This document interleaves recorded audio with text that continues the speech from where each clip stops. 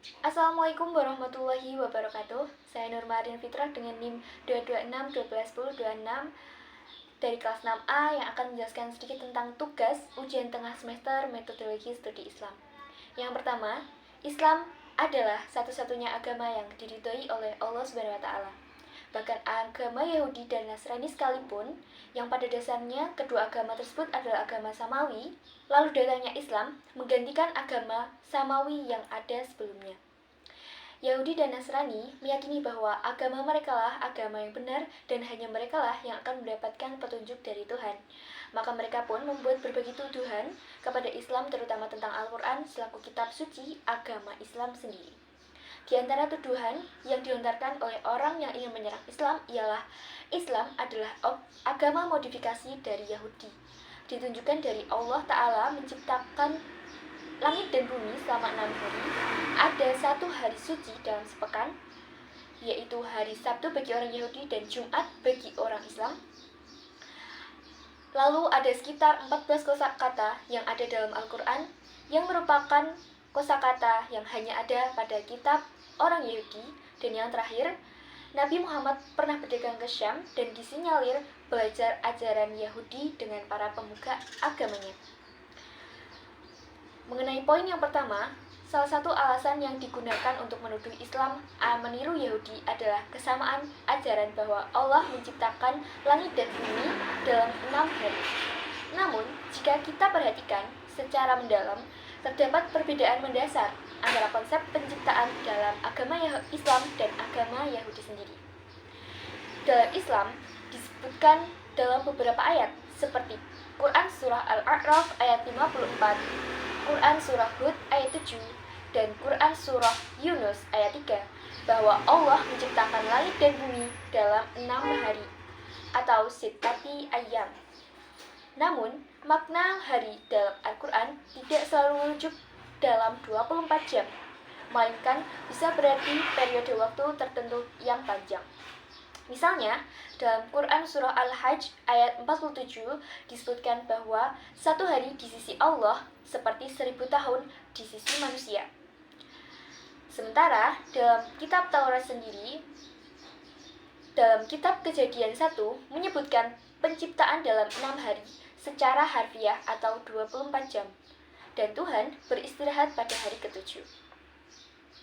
Yang kedua, Islam menekankan bahwa hari Jumat adalah hari terbaik dalam sepekan. Tetapi bukan hari istirahat penuh seperti Sabat dalam Yahudi. Dalilnya, Rasulullah SAW bersabda, hari terbaik di mana matahari terbit pada hari itu adalah hari Jumat. Hadis riwayat Muslim nomor 854.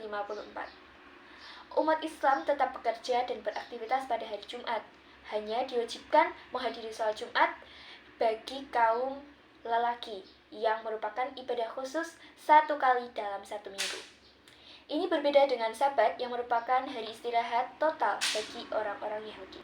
Poin yang ketiga, dalam Quran Surah Al-Ankabut ayat 48 yang berarti, dan kamu tidak pernah membaca sebelumnya sesuatu kitab pun dan tidak pula menulisnya dengan tangan kananmu. Andai kata kamu pernah membaca dan menulis, niscaya ragu orang-orang yang mengingkarimu. Fakta tersebut menunjukkan bahwa Nabi Muhammad SAW adalah seseorang yang ummi atau tidak bisa membaca dan menulis, membuktikan bahwa beliau tidak mungkin menjiplak kitab-kitab Yahudi yang berbahasa Ibrani dan juga Aram. Jika Al-Quran hasil ciplakan atau hasil tiruan dari kitab Yahudi, bagaimana bisa seorang yang tidak bisa membaca dan menulis atau seorang yang ummi dapat menyusun kitab dengan bahasa yang begitu fasih dan juga kompleks. Dan yang terakhir, tentang tuduhan bahwa Nabi Muhammad belajar dari para pendeta Yahudi, ditunjukkan dalam sejarah kehidupan Nabi Muhammad SAW atau sirah nabawiyahnya.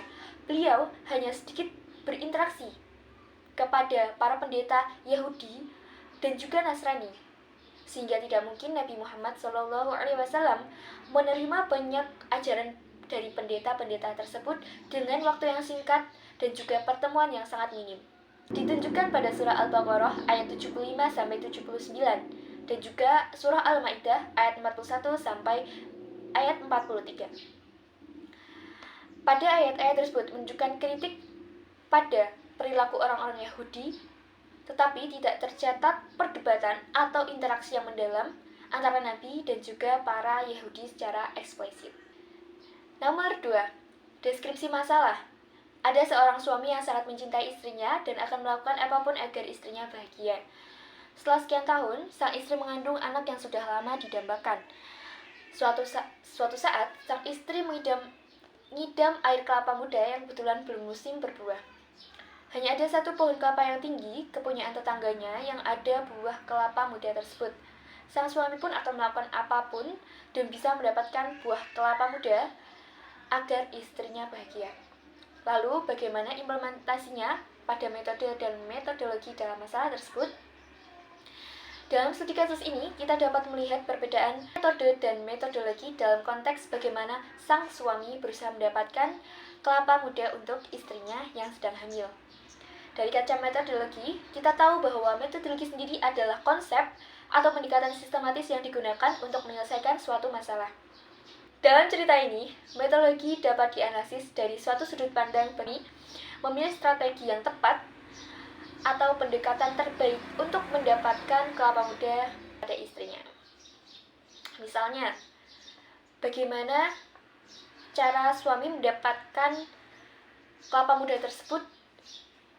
Pertama, apakah suami akan meminta izin kepada tetangganya untuk mengambil kelapa tersebut?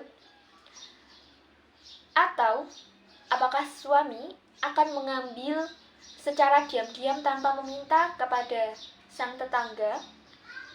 Yang ketiga, apakah sang suami akan memanjat sendiri untuk mendapatkan buah kelapa dari pohonnya yang tinggi?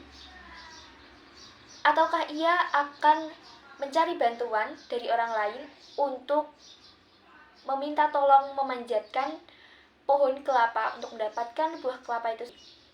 Atau ia akan mencari alternatif lain dengan membeli air kelapa muda dari supermarket atau air kelapa muda instan? Selanjutnya, metode. Dari kaca metode sendiri, kita tahu bahwa metode adalah cara atau teknik yang digunakan dalam implementasi dari metodologi itu sendiri atau dari metodologi yang telah dipilih. Misalnya, memanjat sendiri untuk mengambil kelapa muda, ataukah ia akan meminta izin kepada sang pemilik atau sang tetangga agar diperbolehkan mendapatkan kelapa muda tersebut? Atau juga bisa dikatakan ia membeli dari sang tetangga, atau dia akan mencari buah air kelapa muda instan dari supermarket terdekat. Soal yang ketiga, jelaskan peta konsep metodologi studi Islam dan apakah mungkin Islam disebut sebagai ilmu pengetahuan? Jika mungkin, jelaskan aspek-aspek yang mendukung statement tersebut. Nah, dalam metodologi studi Islam terdapat peta konsep sebagai berikut. Yang pertama, sumber ilmu dalam Islam. Terdapat 4 sumber ilmu dalam Islam. Yang pertama yaitu Al-Quran sebagai sumber utama ilmu dalam Islam. Yang kedua yaitu hadis, penjelasan dan contoh nyata dari ajaran Islam itu sendiri. Yang ketiga adalah ijtihad atau pemikiran dan interpretasi ulama terhadap permasalahan baru. Yang keempat adalah qiyas. Metode studi Islam terdapat tafsir untuk mengkaji makna ayat-ayat Al-Quran, ada hadis untuk mempelajari keabsahan atau pemahaman, ada juga ilmu fikih yang menyelidiki hukum Islam dalam berbagai aspek kehidupan, dan yang terakhir ada ilmu tasawuf yang menjadi aspek spiritual dan mistisme dalam Islam. Lalu, apakah Islam bisa disebut sebagai ilmu pengetahuan? Tentu saja, Islam bisa disebut sebagai ilmu pengetahuan karena memenuhi beberapa aspek sebagai berikut. Yang pertama, Islam memiliki sumber ilmu yang sistematis. Ilmu dalam Islam bersumber dari wahyu, yaitu Al-Quran dan hadis, ijtihad, dan juga qiyas yang tadi telah saya sebutkan, yang memberikan dasar bagi kajian ilmiah. Ini juga terimplikasi dalam ilmu pengetahuan modern yang memiliki dasar metode ilmiah. Yang kedua, Islam mengandung prinsip kausalitas atau sebab akibat dan juga rasionalitas. Islam mendorong umatnya untuk berpikir kritis dan mencari kebenaran melalui observasi dan juga logika. Ada banyak ayat-ayat Al-Quran yang sering mengajak manusia untuk bertadabbur atau merenungkan alam semesta sebagai bagian dari proses ilmiah. Yang ketiga, Islam dan sains beriringan. Islam tidak bertentangan dengan sains, bahkan banyak konsep dalam Al-Quran yang sesuai dengan temuan-temuan ilmiah, seperti embriologi atau proses pembentukan manusia dalam janin, yang termaktub dalam Quran Surah Al-Mu'minun ayat 12-14. Ada juga kosmologi dalam Surah Al-Anbiya ayat 30. Dan yang terakhir, metode ilmiah dalam Islam. Islam mendorong penelitian empiris seperti dalam bidang kedokteran dan juga astronomi. Selain itu, terdapat juga ilmu logika atau argumentasi yang teraplikasi dalam ilmu kalam yang menggunakan logika untuk menjelaskan ajaran-ajaran Islam. Sekian yang dapat saya sampaikan. Apabila terdapat kesalahan, saya memohon maaf yang sebesar-besarnya. Wabillahi taufiq wal hidayah. Wassalamualaikum warahmatullahi wabarakatuh.